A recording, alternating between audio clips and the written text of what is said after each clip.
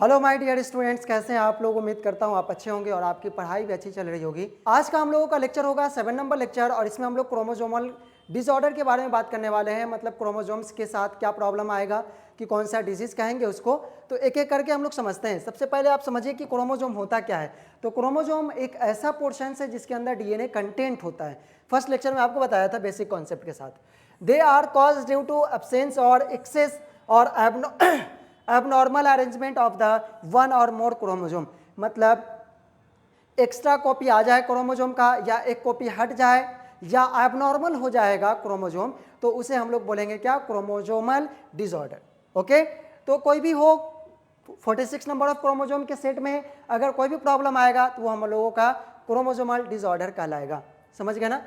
इसमें हम लोगों को देखना है अगले स्लाइड में क्या है। तो इट इंक्लूड्स टू टाइप्स, मतलब दो तरह का होता है। एक होता है एनीप्लॉइडी और एक होता है पॉलीप्लॉइडी। पॉलीप्लॉइडी मतलब पॉली मतलब होता है ज्यादा, एनीप्लॉइडी मतलब क्या होता है, द गेन और loss chromosomes of chromosome. Chromosome का लग जाना या क्रोमोसोम का हट जाना, ये कहलाता है क्या, एनीप्लॉइडी। और पॉलीप्लॉइडी जो होगा ना, it is an increase in a whole set of chromosome. मतलब पूरा का पूरा सेट ही क्रोमोसोम का आ जाएगा, तो उसको हम लोग बोलेंगे क्या, पॉलीप्लॉइडी। और एक सेट क्रोमोसोम का एक सेट अगर हट जाएगा तो उसको हम लोग बोलेंगे एनीप्लॉइडी, या आ जाएगा तो उसको हम लोग एनीप्लॉइडी बोलेंगे। समझ गया ना।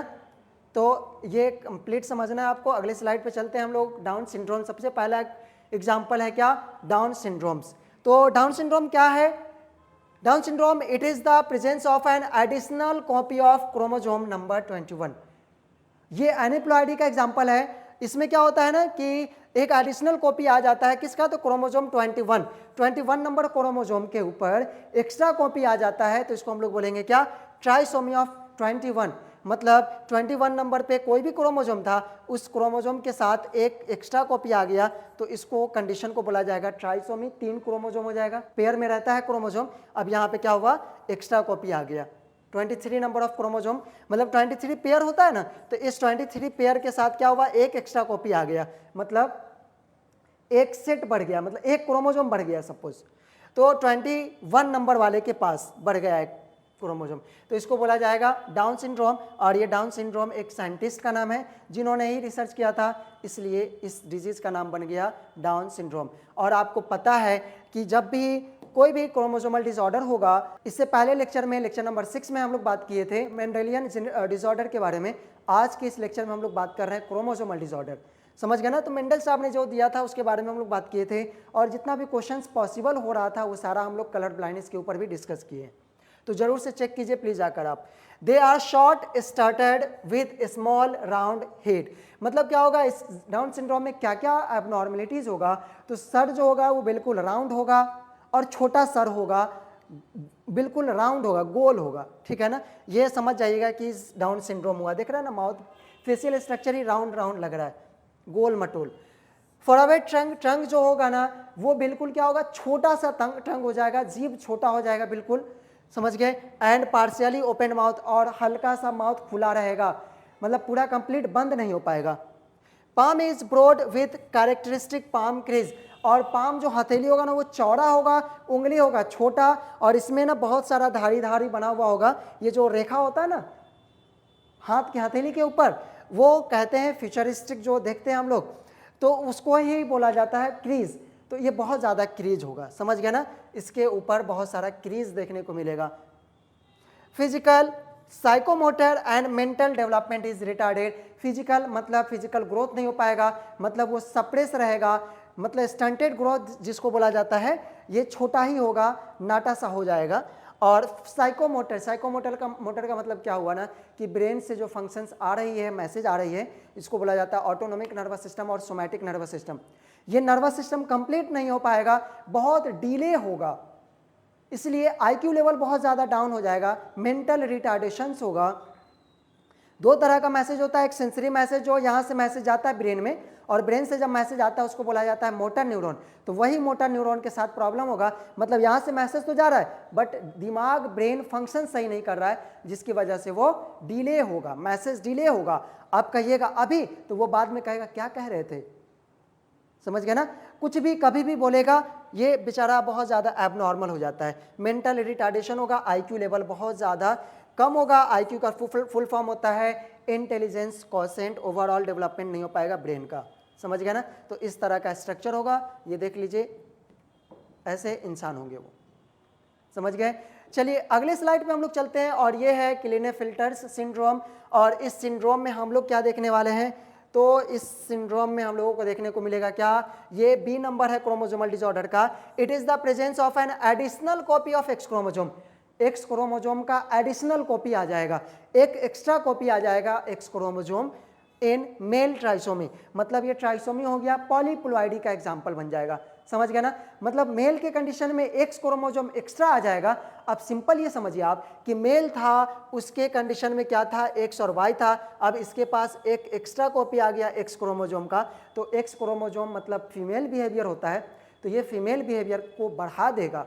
समझ गया ना, तो ओवरऑल फेमिनिन डेवलपमेंट हो जाएगा। ये देख रहे हैं ना, सब पेयर में हो रहा था। अब यहाँ पे क्या हुआ ना, एक्स एक्स वाई आ गया, इसमें क्रोमोसोम एक्स क्रोमोसोम बड़ा होता है और वाई क्रोमोसोम छोटा होता है, तो 2 एक्स क्रोमोसोम हो गया, 1 वाई क्रोमोसोम हो गया, तो ये एबनॉर्मेलिटीज हो जाएगा किसमें, तो क्लीनेफेल्टर्स सिंड्रोम। अब सिंड्रोम का मतलब ही होता है, क्या होता है, सिम्टम्स, बहुत सारा सिम्टम्स होता है ना, उसको बोलते हैं सिंड्रोम। तो जब एक्स क्रोमोसोम आ गया एक्स्ट्रा तो बहुत सारा एबनॉर्मेलिटीज देखने को मिलेगा, इसलिए इसको सिंड्रोम बोला जाता है। फीचर्स क्या है, इसका गुण क्या मिलेगा, मतलब सिम्टम्स इसके अंदर क्या मिलेगा, वो हमेशा के लिए परमानेंट हो जाएगा, इसलिए इसको फीचर्स बोला जा रहा है। ओवरऑल मस्कुलिन डेवलपमेंट, मस्कुलिन 2 तरह का डेवलपमेंट होता है, एक फेमिनिन और एक होता है मस्कुलिन। तो मस्कुलिन डेवलपमेंट तो होगा ही ओवरऑल, बट उसके साथ साथ क्या होगा, the feminine development is also expressed, मतलब लड़कियों वाला गुण भी उसके अंदर आ जाएगा एक्स्ट्रा कॉपी में। डेवलपमेंट ऑफ ब्रेस्ट, लड़कियों का गुण क्या होता है ये तो आप देख ही रहे हैं। तो सेकेंडरी सेक्सुअल कैरेक्टर, वो बोलेगी तो हाई पिच साउंड होगा, मतलब साउंड जो होगा ना वो लड़की वाला होगा, बहुत मीठी आवाज होगी उसकी। समझ गया ना, तो डेवलपमेंट होगा ब्रेस्ट, और गायनेकोमास्टिया बोला जाता है इस कंडीशन को। डेवलपमेंट ऑफ ब्रेस्ट, ब्रेस्ट का डेवलपमेंट हो जाएगा। गायनेकोमास्टिया, ये वर्ड याद रखना है, ट्रांसजेंडर कहते हैं इसको, जो ट्रेन में आती है ना ऐसे ऐसे करती है, वही हो जाएगा। स्टेराइल होगा, मतलब ऐसे लोग रिप्रोडक्टिवली फिट नहीं होते हैं, मतलब वो बाजपन हो जाएगा, रिप्रोड्यूस नहीं कर पाएगा। समझ गया ना, और मेंटली रिटार्डेड हो जाएगा वो इंसान, मेंटली रिटार्डेड हो जाएगा, मेंटली डिस्टर्ब हो जाएगा, कम पड़ जाएगा, मतलब मेंटल ग्रोथ नहीं हो पाएगा। अब बताइए वजह क्या है मेंटल ग्रोथ के रुक जाने का, मतलब क्या हुआ ना कि सिंपल कंडीशन में आपको याद रखना है कि मेंटल ग्रोथ इसलिए रुक गया है क्योंकि कोई भी क्रोमोसोम अपना सही से काम नहीं कर पा रहा है। फीमेल बिहेवियर, मेंटल और मेल बिहेवियर दोनों ही आ रहा है, और दोनों ही हार्मोन्स अपना अपना सिक्रेट कर रहा है, जिसकी वजह से उसके दिमाग में दोनों ही हार्मोन्स का लेवल बढ़ रहा है और कभी घट रहा है, इसकी वजह से मेंटल ग्रोथ नहीं हो पाएगा। देख रहे हैं ना, ये अपना पिक्चर देख रहा है मिरर में, लग रहा है कि लड़का है, और एक तरफ से लड़का भी लग रहा है, एक तरफ से लड़की भी लग रही है। देखो लड़के में पूरा कंडीशन से आएगा बट उसके अंदर थोड़ा थोड़ा फीमेल का बिहेवियर भी रहेगा। समझ गया ना, this is the absence of 1 x chromosome. अब ये है टर्नर सिंड्रोम, सी नंबर में, तीसरा नंबर है। टर्नर सिंड्रोम में क्या हो जाएगा, तो एक्स क्रोमोसोम अब्सेंस हो जाएगा, मतलब यहाँ से हट जाएगा X chromosome in female, monosomy कहेंगे इसको, मतलब एक क्रोमोसोम हट जाएगा फीमेल के कंडीशन में। तो देख रहे हैं ना, एक्स क्रोमोसोम यहाँ पे होना था बट वो एक्स क्रोमोसोम हट गया, तो इसको बोला जाएगा टर्नर्स सिंड्रोम। ये पूरा कार्योटाइप कहते हैं क्रोमोसोम का पूरा सेट जो होता है। तो इसके अंदर का फीचर्स क्या होगा, तो फीचर की बात करें अगर हम लोग, तो इसके अंदर देखने को मिलेगा lack of other secondary sexual character. Secondary sexual character जो होता है मतलब इनलार्जमेंट ऑफ ब्रेस्ट, आवाज़ का एक अलग कंडीशंस होना, ये सारा कंडीशंस जो हो जाता है इसमें सेकेंडरी सेक्सुअल कैरेक्टर्स ग्रोथ नहीं हो पाएगा, फेमिनिन ग्रोथ नहीं हो पाएगा। समझ गए ना, वो इंसान स्टेराइल हो जाएगा, बाजपन होगा, रिप्रोडक्टिवली फिट नहीं होगा क्योंकि हार्मोन्स नहीं सिक्रेट हो पाएगा।